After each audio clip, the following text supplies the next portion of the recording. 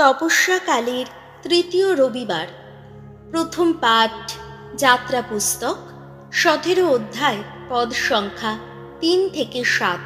মোশিকে দিয়ে অলৌকিক কাজ করিয়ে ঈশ্বর ইসরায়েলীয়দের তৃষ্ণার জল দান করলেন। মরু প্রান্তরে ইসরায়েলীয়রা একদিন তাঁবু ফেলল রেফিদিমে। সেখানে কিন্তু কোথাও জল পাওয়া গেল না।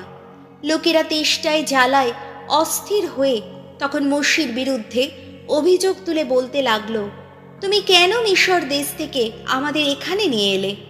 আমরা, আমাদের ছেলে মেয়ে আর আমাদের যত গবাদি পশু যাতে তেষ্টায় মরে যায় সেই জন্যেই কি? তখন মোশি ভগবানকে কাতর কণ্ঠে ডাক দিয়ে বললেন, ওই লোকদের নিয়ে আমি এখন কি যে করি? ওরা তো দেখছি কিছুক্ষণের মধ্যে আমাকে পাথর ছুঁড়ে মেরেই ফেলবে। উত্তরে ভগবান বললেন, ইসরায়েলের কয়েকজন প্রবীণকে সঙ্গে নিয়ে তুমি সকলের পুরো ভাগে গিয়ে দাঁড়াও। যে পাঁচুনি দিয়ে তুমি সেদিন নীল নদের বুকে আঘাত করেছিলে তা হাতে করেই এগিয়ে চলো। হরেব পর্বতে আমি তোমার সামনে সেখানকার খাড়া উঁচু পাহাড়টার ওপর এসে দাঁড়াবো। পাথরের গায়ে তুমি আঘাত করবে, তা থেকে বেরিয়ে আসবে জল, আর লোকেরা তা খেতে পাবে। তখন মোশি ইসরায়েলের প্রবীণদের চোখের সামনে তাই করলেন।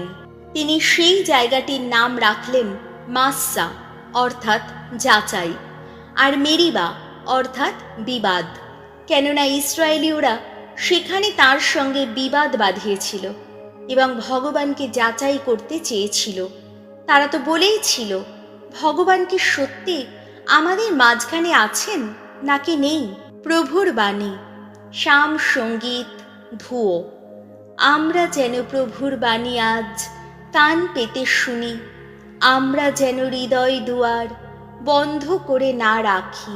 ভগবানের সম্মানে এসো হর্ষধ্বনি করি, আমাদের ত্রাণ শৈল যিনি, এসো তার নামে জয়ধ্বনি তুলি। চলো স্তুতি গান গাইতে গাইতে তার কাছে যাই, স্তোত্র গান গেয়ে তার জয়ধ্বনি তুলি। ধুয়ো। আমরা যেন প্রভুর বাণী আজ কান পেতে শুনি, আমরা যেন হৃদয় দুয়ার বন্ধ করে না রাখি। আমরা প্রণত হই, এসো প্রণিপাত করি, আমাদের সৃষ্টিকর্তা ভগবান যিনি, এসো তাঁর শ্রীচরণে নত জানু হই। মনে রেখো আমাদের ঈশ্বর তিনি, আমরা সবাই তাঁরই পালিত জনগণ, তাঁরই চালিত মেষপাল। ধুয়ো। আমরা যেন প্রভুর বাণী আজ কান পেতে শুনি, আমরা যেন হৃদয় দুয়ার বন্ধ করে না রাখি। আহা, তোমরা যেন আজ তার এই কথা মন দিয়ে শোনো, মনটা পাষাণ করে তুলো না তোমরা, যেমনটি করেছিলে সেই মেরিবায়, যেমনটি করেছিলে মরু দেশে সেই মাস্সায় থাকার সময়। তোমাদের পিতৃপুরুষেরা কিনা সেদিন আমাকে যাচাই করেছিল, আমার সমস্ত কাজ প্রত্যক্ষ করেও আমাকে কিনা পরখ করেছিল। ধুয়ো। আমরা যেন প্রভুর বাণী আজ কান পেতে শুনি, আমরা যেন হৃদয় দুয়ার বন্ধ করে না রাখি। দ্বিতীয় পাঠ রোমীয়দের কাছে প্রেরিত দূত পলের পত্র, 5 অধ্যায়, পদ সংখ্যা 1 থেকে 2 এবং 5 থেকে 8। পবিত্র আত্মা আমাদের হৃদয় ঐশ্য প্রেমে পরিপ্লুত করেন। প্রিয়জনেরা, বিশ্বাসের গুণে আমরা অন্তরে ধার্মিকতা ফিরে পেয়েছি বলে ঈশ্বরও আমাদের মধ্যে এখন শান্তি এসেছে, আর তা সম্ভব হয়েছে আমাদের প্রভু যীশু খ্রিস্টেরই মাধ্যমে। খ্রিস্টের মাধ্যমেই তো বিশ্বাসের পথ দিয়ে আমাদের পক্ষে সেই ঐশ্য অনুগ্রহের জগতে আসা সম্ভব হয়েছে, যেখানে এখন আমরা স্থির হয়ে দাঁড়িয়ে আছি। তারই জন্যে আমরা এখন এই আশা নিয়ে গর্বও করে থাকি যে আমরা একদিন ঈশ্বরের আপন মহিমায় অংশীদার হব। আর এই আশা তো কখনো ছলনা করে না, কেননা স্বয়ং পবিত্র আত্মা যিনি আমাদের কাছে ঐশ্য দান, যিনি তিনি যে আমাদের হৃদয় ঈশ্বরের ভালোবাসায় পরিপ্লুত করেছেন। আমরা তখনও দুর্বল, শক্তিহীন ছিলাম। সেই তখনই তো খ্রিস্ট নির্ধারিত সময় আমাদের মধ্যে ভক্তিহীন মানুষের জন্যে প্রাণ দিয়েছিলেন। এমনিতে ধার্মিকের জন্যেও কেউ সহজে প্রাণ দিতে চায় না। অবশ্য যোগ্য মানুষের জন্যে কেউ প্রাণ দিতে সাহস করলেও করতে পারে। ঈশ্বর কিন্তু আমাদের প্রতি তার ভালোবাসা এতেই প্রমাণ করেছেন যে আমরা যখন পাপী ছিলাম তখনই খ্রিস্ট আমাদের জন্যে প্রাণ দিয়েছিলেন। প্রভুর বাণী। বাণী বন্দনা। হে প্রভু যীশু, পরম পিতার শাশ্বত বাণী, ধন্য তুমি, ধন্য। ওগো মানব মুক্তিদাতা, জীবন বাড়ি দানে তৃপ্ত করো তৃষিতের অন্তর। যোহন রচিত মঙ্গল সমাচার। সম্পূর্ণ পাঠ 4 অধ্যায়, পদ সংখ্যা 5 থেকে 42। যিশু এমন জল দেন যে জল শাশ্বত জীবনধারায় উৎসারিত হয়। যিশু একদিন এসে পৌঁছলেন শিখার নামে সামারিয়ার একটি শহরের কাছে। যাকব তাঁর ছেলে যোসেফকে যে জমিটি দিয়েছিলেন তারই কাছে। যাকবের কুয়োটি সেখানেই ছিল। যিশু পথ চলে ক্লান্ত হয়েছিলেন বলে কুয়োর ধারে গিয়ে একটু বসলেন। তখন প্রায় বেলা 12টা। সেই সময় সেখানে একটি সামারীয় মেয়ে জল তুলতে এলো। যিশু তাকে বললেন, আমাকে একটু জল খেতে দাও তো। তখন তার শিষ্যেরা শহরে গিয়েছিলেন খাবার কিনতে। সামারীয় মেয়েটি তাকে বলল, সে কি, আপনি তো ইহুদি আর আমি সামারীয়, আপনি কি করেই বা আমার কাছে জল চাইছেন? কথাটা হলো এই যে সামারীয়দের সঙ্গে ইহুদিরা কোনো রকম মেলামেশা করে না। উত্তরে যিশু বললেন, যদি তুমি জানতে ঈশ্বরের দান যে কি, আর কে যে তোমাকে বলছে আমাকে একটু জল খেতে দাও, তাহলে তুমি নিজেই তার কাছে জল চাইতে, আর সে তোমাকে দিত জীবনময় জল। মেয়েটি তাকে বলল, মশাই, আপনার কাছে জল তোলার কিছুই তো নেই, আর কুয়োটাও তো বেশ গভীর, তাহলে সেই জীবনময় জল আপনি কোত্থেকেই বা পাবেন? আপনি কি আমাদের পিতৃপুরুষ যাকবের চেয়েও বড়? তিনিই আমাদের এই কুয়োটি দিয়ে গেছেন। এর জল তিনি নিজেও খেয়েছেন, আর তার ছেলেরা ও পশুরাও তা খেয়েছে। উত্তরে যিশু বললেন, এই জল যে কেউ খাবে তার আবার তেষ্টা পাবে, কিন্তু আমি যে জল দেব সেই জল যে খাবে তার আর কোনো দিন তেষ্টা পাবে না। তাকে আমি যে জল দেব তার অন্তরে তা হয়ে উঠবে এমনই এক জলের উৎস, যে জল শাশ্বত জীবনধারায় উৎসারিত হবে।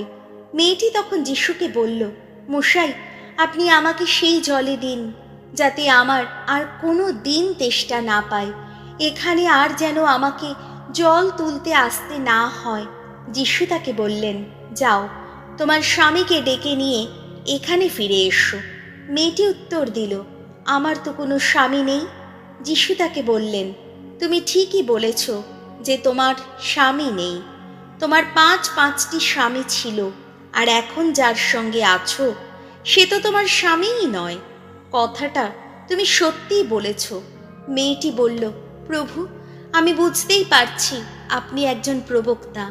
তাই বলছি, আমাদের পিতৃপুরুষেরা তো উপাসনা করে গেছেন এই পর্বতে, অথচ আপনারা ইহুদিরা বলে থাকেন যে জেরুজালেমেই নাকি সেই স্থানটি রয়েছে যেখানে উপাসনা করা উচিত। যিশু তাকে বললেন, মা, আমাকে বিশ্বাস করো, এমন সময় আসছে যখন তোমরা পরম পিতার উপাসনা করবে এই পর্বতেও নয়, জেরুজালেমেও নয়।